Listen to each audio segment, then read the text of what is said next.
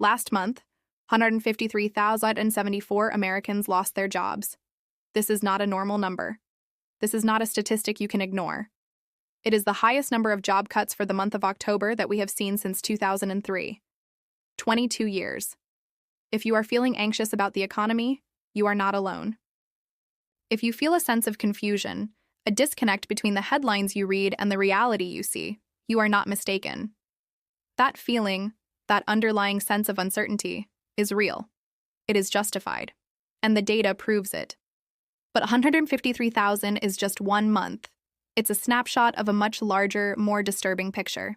Let's look at the entire year. So far, in 2025, U.S. employers have announced nearly 1.1 million job cuts. Let me repeat that number because it needs to be heard. 1,099,500 jobs. This total has officially surpassed the 1 million mark faster than any year since the chaos of 2020. It represents a 65% increase from the same period last year. It is up 44% from all of 2024. The numbers do not lie. This is a layoff storm. But here is the paradox. This is the core of the confusion that is plaguing so many American workers, farmers, and small business owners. Why are we seeing these recession-like numbers? While mainstream headlines have for months told us the job market is strong. Why have we heard reports of low unemployment and robust hiring? This contradiction is the central mystery we must solve. And to make this confusion infinitely worse, we are, right now, flying blind. The official data from the Bureau of Labor Statistics, the BLS, is delayed.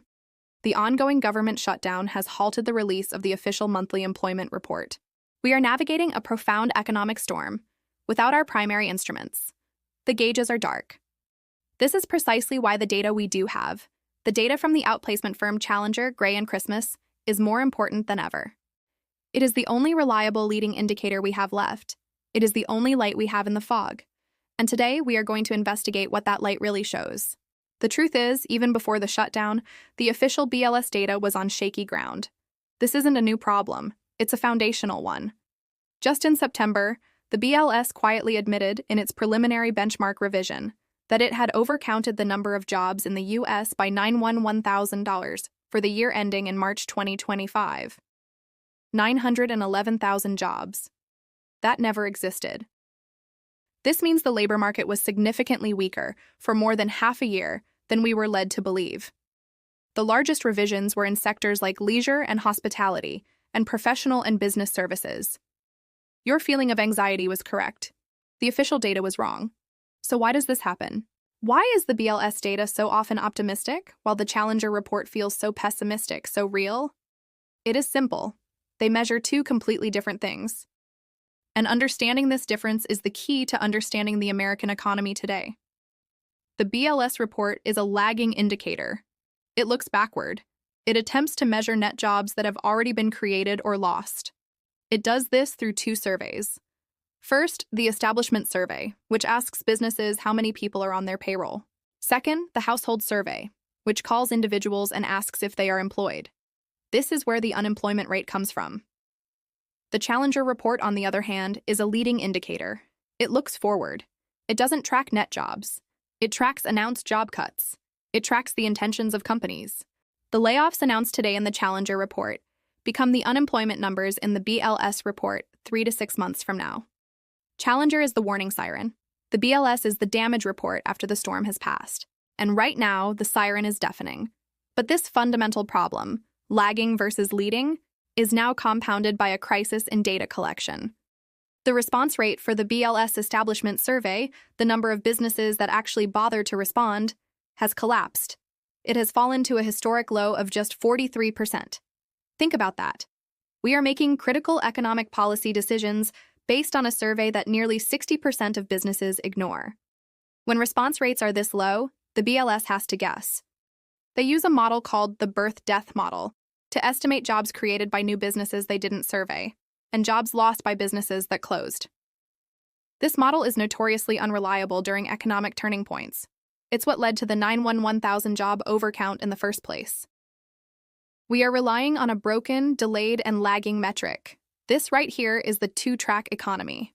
Track 1 is the official story of stability, based on flawed models and delayed data. Track 2 is the real-time, forward-looking data, the data from Challenger, that shows a storm is gathering, and in many sectors it has already hit. Today, we are following Track 2. So let's begin the investigation. Who is being laid off, and why? To understand the real story, we have to dissect that 153,074 number. We have to follow the money. The industry that led the cuts in October is a shock. It wasn't tech. It was warehousing. The warehousing sector cut 47,178 jobs in a single month. This is a massive, staggering number. It's a 4,700% increase from the month before. Why is this happening? This is not just a few forklift drivers. This is a massive correction after the pandemic hiring boom. During 2020 and 2021, companies like Amazon and UPS hired hundreds of thousands of people to meet unprecedented demand for e-commerce. Now that demand has softened, but more importantly, this is a clear and undeniable sign of automation and artificial intelligence taking hold in logistics. When you hear warehousing, you might picture a person with a clipboard. You should picture a Kiva robot. Amazon's robotics division has already deployed over 750,000 mobile robots in its fulfillment centers. These robots don't get tired, they don't take breaks, and they are getting smarter. The 47,878 cuts in this sector are not temporary. They are a permanent replacement of human labor by machines. It's the canary in the coal mine for the blue-collar workforce. Now let's look at the second largest cutter in October. The technology sector. Tech companies announced 33,281 cuts last month. But this is just one part of a larger devastating trend. Tech remains the #1 cutter for the entire year, announcing a total of 141,159 layoffs in 2025. This is no longer a post-pandemic correction. It is not a trimming of the fat from the hiring spree of 2021. This is a fundamental, permanent restructuring of the entire industry. And it's happening in two different ways. First, you have the big tech giants, Meta, Google, Amazon, Microsoft. They are conducting what they call a year of efficiency. This is a top-down mandate to increase profit margins. They are cutting entire divisions, entire layers of middle management, and projects that are no longer seen as critical. They are doing this despite being some of the most profitable companies on earth. They are doing it to appease Wall Street. Second, you have the smaller software companies, the software as a service or SaaS businesses. These companies, for the last decade, survived on cheap money and low interest rates. Now, with interest rates high, the venture capital funding has dried up. They can no longer afford to grow at all costs. They must be profitable. And the fastest way to profitability is mass layoffs. This is a brutal correction that is wiping out thousands of white-collar jobs. The third major pillar of these cuts is retail. While the monthly number was smaller, the year-to-date picture is grim. Retailers have announced 88,664 job cuts so far this year. This is a 145% increase from last year. This signals a deep and abiding fear about consumer spending as we head into the critical holiday season. Companies like Target, Puma, and Carter's have all announced significant corporate layoffs. This isn't just about cashiers. This is about corporate roles. It reflects the ongoing pressure from e-commerce, but also the rising costs of goods and labor, which are squeezing profit margins to the breaking point. And finally, there is the fourth and perhaps most ironic cutter.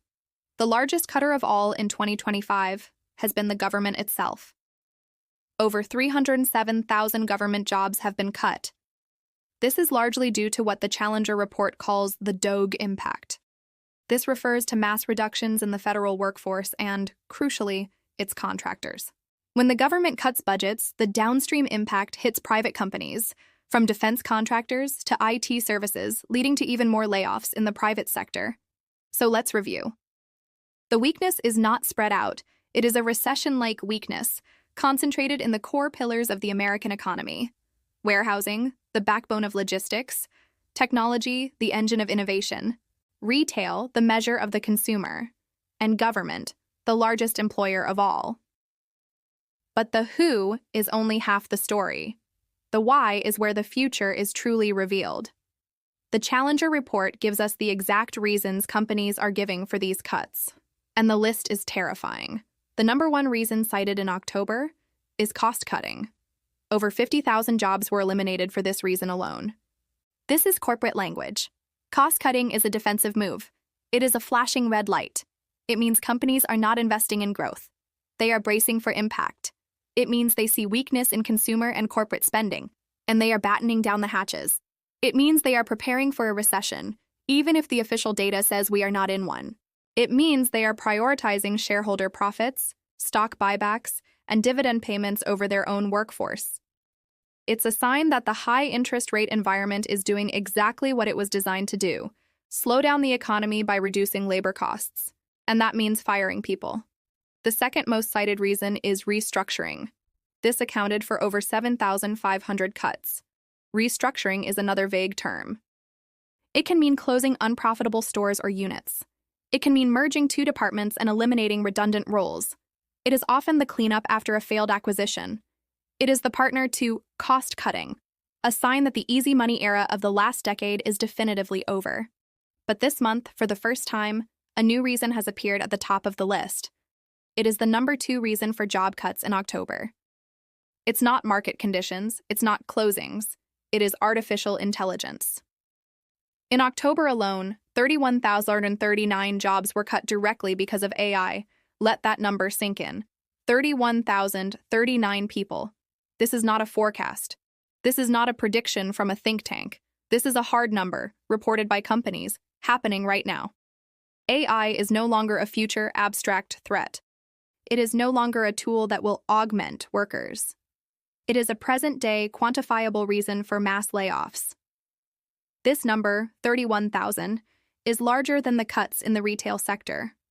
It is almost as large as the cuts in the entire technology sector for the month. It is a new, powerful force that is reshaping the job market in real time. Andy Challenger, the head of the firm, said this marks a profound shift. He compared it to the year 2003. In 2003, another disruptive technology, the cell phone and the rise of the internet, was fundamentally changing the landscape. We are seeing the same disruption now, but this time, it is happening at a speed we have never witnessed before. AI is not developing over a decade. It is developing over months, and this 31,000 number is only the beginning. It is only the tip of the iceberg. This is only the number of cuts that companies are publicly admitting are due to AI. For every company that admits this, how many more are doing it silently?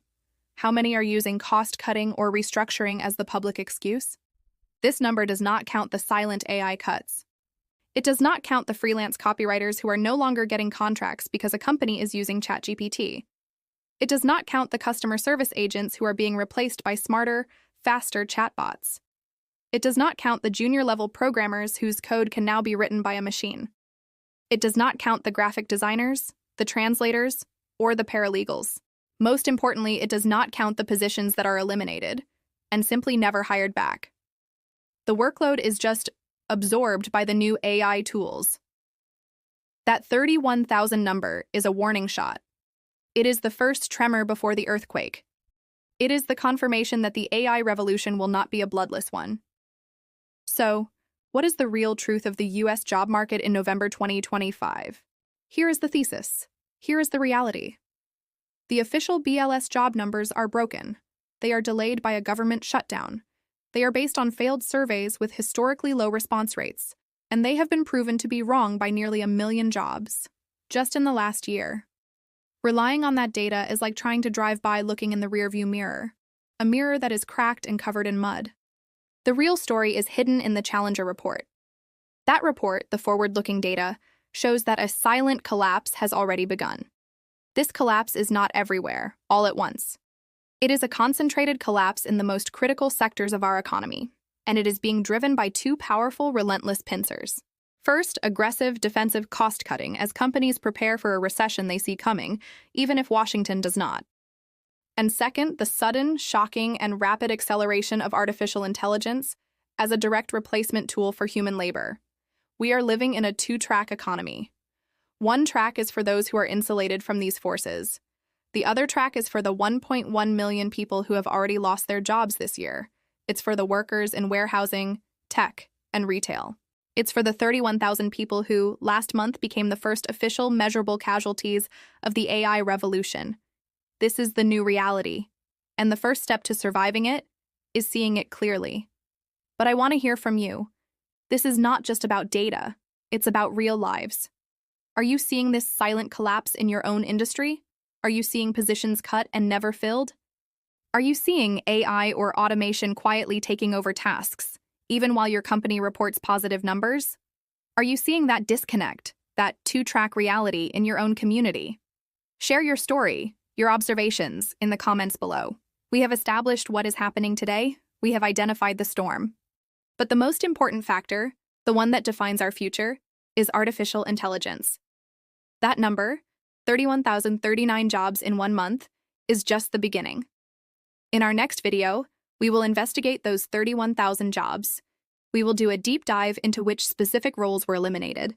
We will break down which skills were just made obsolete. And we will identify the skills that are becoming unhireable in 2026. Subscribe and turn on notifications. The investigation has only just begun.